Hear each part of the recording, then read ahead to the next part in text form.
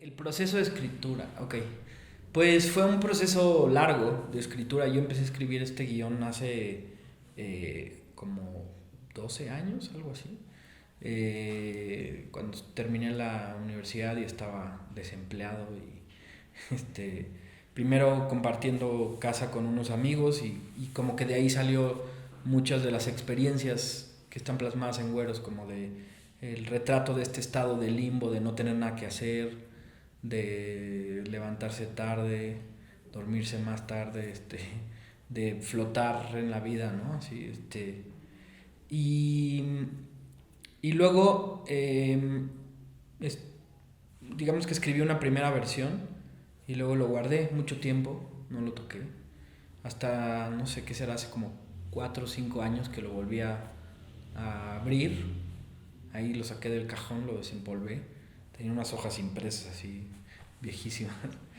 Y como que retomé la idea y porque no, como que no me dejaba, ¿no? Ya había como desistido de esta historia, pero regresaba, siempre pensaba en ella y tenía un cuaderno bueno, muchos cuadernos de notas para Güeros, y como que siempre se fueron acumulando y acumulando a lo largo de los años. Siempre se me ocurría alguna historia y como que de alguna manera la relacionaba con Güeros y así. Entonces le empecé a reescribir y decidí llamar a un amigo con el que ya había escrito yo antes una obra de teatro, que se llama Gibran Portela, y como que de repente entre dos personas es mejor para estructurar algo, sobre todo cuando ya existe. Bueno, a mí me pasa así. Y entonces nos fuimos a escribir, metimos una beca para una solicitud para escribir en un taller en Madrid, de la Fundación Carolina, y entonces nos ganamos la beca y nos fuimos a escribir 2 meses allá. Y ahí fue donde realmente como que cobró forma la película.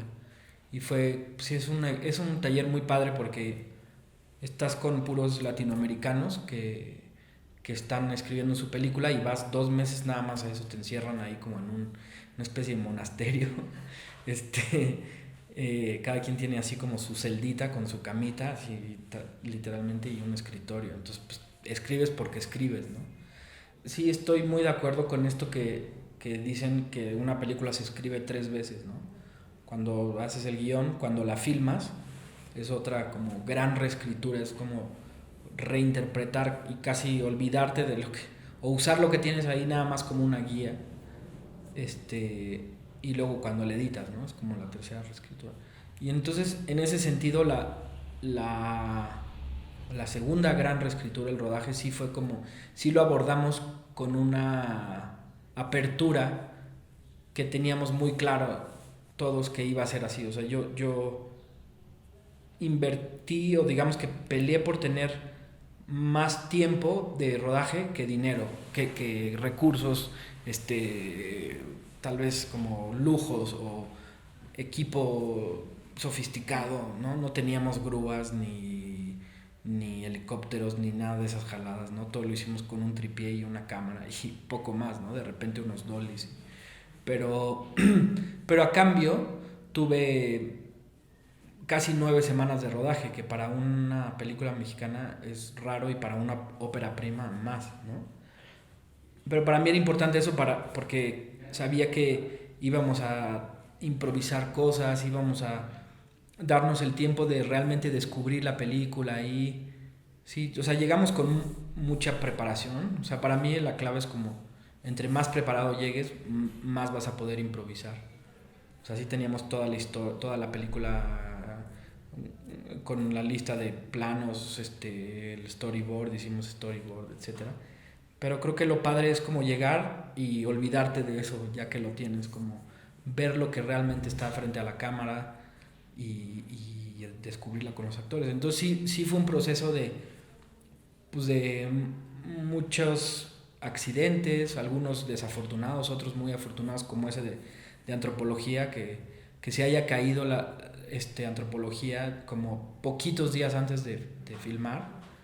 Fue como, bueno, ¿qué hacemos? ¿Dónde hacemos esto? Empezamos a hacer, Gibran y yo nos juntamos, ya, yo sí estaba rodando, entonces fue como de juntarnos cortábamos de rodar, que estábamos todos cansados y fue así de, bueno, a ver, ¿dónde podría ocurrir esto? No, pues aquí. Entonces de repente salió el zoológico y ahí se amarró todo con lo del tigre. Fue como una... Sí, que ahora la gente no lo cree, que eso no estaba... y como esa hubo muchos casos, o sea, de cosas que no se consiguieron y en vez se consiguió algo que al final resultó mejor. O a la inversa también, ¿no? También hubo cosas que queríamos que no se lograron y que tuvimos que resolver ahí precariamente. La elección de los actores fue como... En algunos casos ya digamos que escribí los personajes pensando en ellos. Ciertamente el caso de Tenoch y de Ilse. Pues Tenoch, no sé, es una película sobre la amistad, es una película de amigos y para mí era importante tener amigos ahí en el set, o sea que como llevarnos bien, que fuera gente con la que me gustara pasar tiempo. Eso era, para mí era muy importante. Y, y luego pues fue buscar gente que pudiera entrar como en esa dinámica también. Leo que hacía Santos, pues ya con él he trabajado antes en teatro. Yo pensé que él estaba muy viejo para ese papel, entonces, pero él lo peleó mucho en el casting, entonces por fin se quedó. Y luego, y Sebastián fue fue otro de esos casos como de esos como accidentes afortunados que yo originalmente había buscado para el personaje de Tomás, un actor moreno también como Tenoch, alguien que sí pareciera su hermano, y que fuimos a buscarlo a Veracruz, en México primero, abrimos casting en el puerto, en Jalapa fueron a Alvarado también a buscar niños porque queríamos que tuviera un acento fuerte, ¿no? Pero vi a los niños y había unos muy padres, pero como que no era lo que estaba buscando, no sé, es inexplicable, ¿no? Ni tú sabes bien qué estás buscando, pero sabes qué es lo que no te gusta, ¿no? Y de repente vi la cara de Sebastián en la computadora de mi asistente de dirección, que lo tenían para otro casting y le dije, ese es. Y todo el mundo me dijo, estás loco, ¿cómo que ese es un güero, ¿no?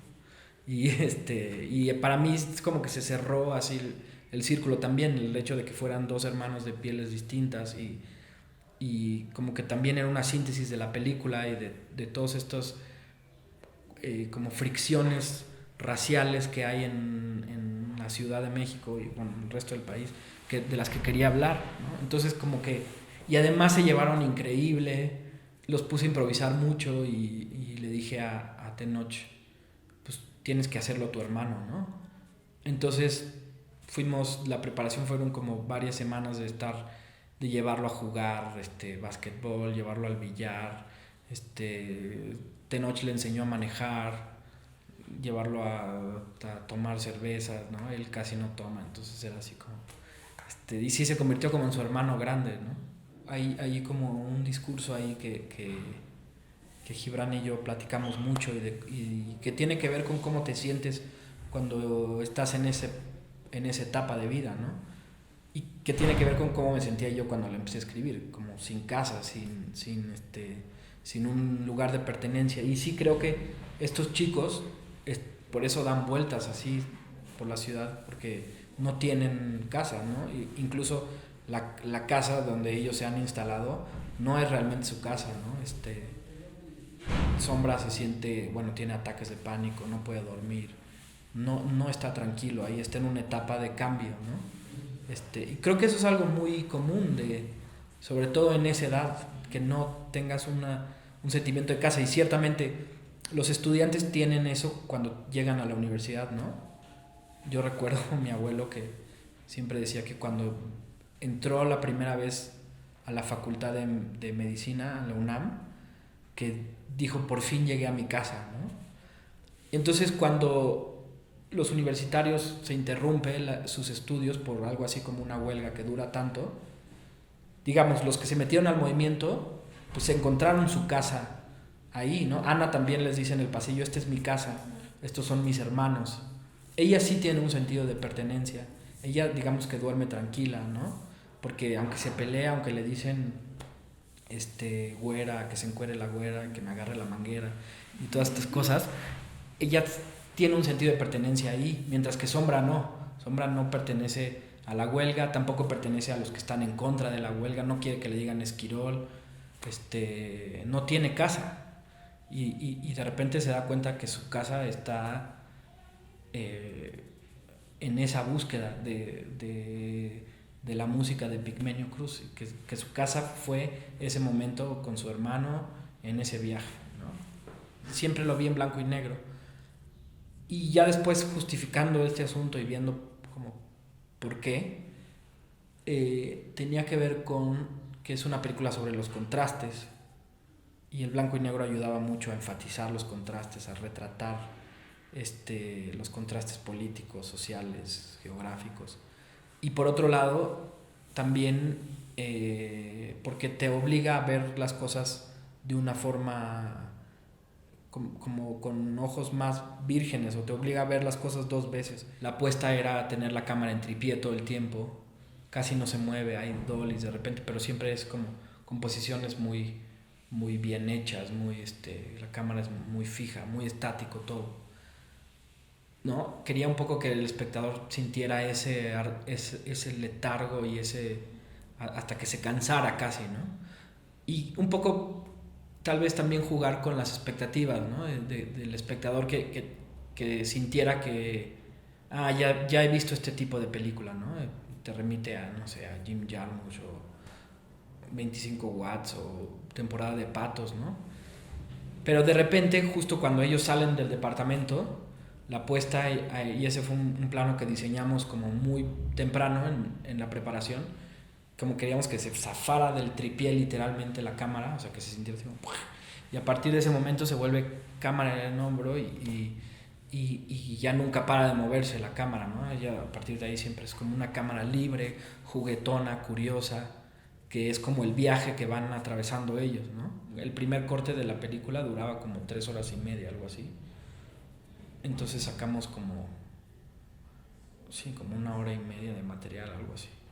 O sea, es casi una película entera sí, teníamos mucho material, muchas escenas.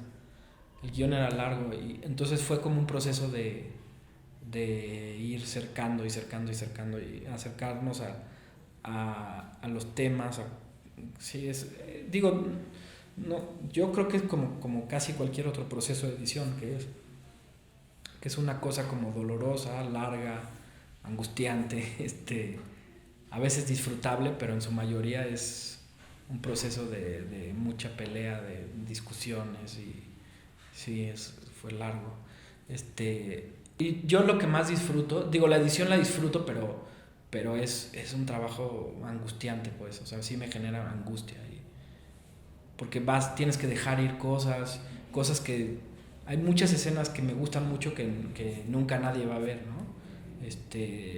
Digo, y creo que es para bien, pues, es para el bien de la película, para que corra mejor, para que... Tal vez todavía le pudimos haber quitado cosas, ¿no? A veces siento que es larga todavía, en fin. Es una película muy imperfecta en ese sentido, pero creo que la parte que más disfruto es el audio, es el diseño sonoro, porque ya está hecha la edición, ya tomaste las decisiones y ya es como realmente como ya pasaste lo peor. Y yo me involucro mucho en el diseño de audio, me gusta, soy muy melómano, entonces me gusta mucho incluso ir a grabar los folies, ¿no? Los ambientales, los incidentales con la gente. Fuimos a grabar ambientes a los lugares, ¿no? Los chicos mandaron así a alguien que fue como a realmente tener sonidos de cada zona de la ciudad. O sea, no usamos nada de librería, ¿no? Como todos fueron sonidos nuevos que generamos. Toqué algunas canciones que salen ahí, o sea, mucha de la música como incidental que soy así que sin el Ox o tal, yo la hice con un amigo, con Tomás Barreiro. Y la mezcla también es una de las partes más disfrutables, porque ahí sí ya es como... Estuvimos un buen rato, no sé, como 1 mes y medio, algo así, con Jaime Baxt, que es como de los grandes magos de este país. Es quien ha mezclado todas las películas. Es como de los héroes anónimos del cine mexicano, Jaime. Es un cerebro así impresionante. Hay muchas fuerzas de todos lados que atentan contra tu idea original y entonces creo que mantener esa idea y llevarla hasta el final es un trabajo de todos los días. Es muy cansado, pero creo que o sea, es de estas como tener un hijo. Entre más esfuerzo le pones, más gratificante es, ¿no? Sí, para mí ha sido, o sea, he vivido todos los días con esta película hasta que la odias, ¿no? Yo ya no la puedo volver a ver. Pero sí es un trabajo de cuidar cada detalle.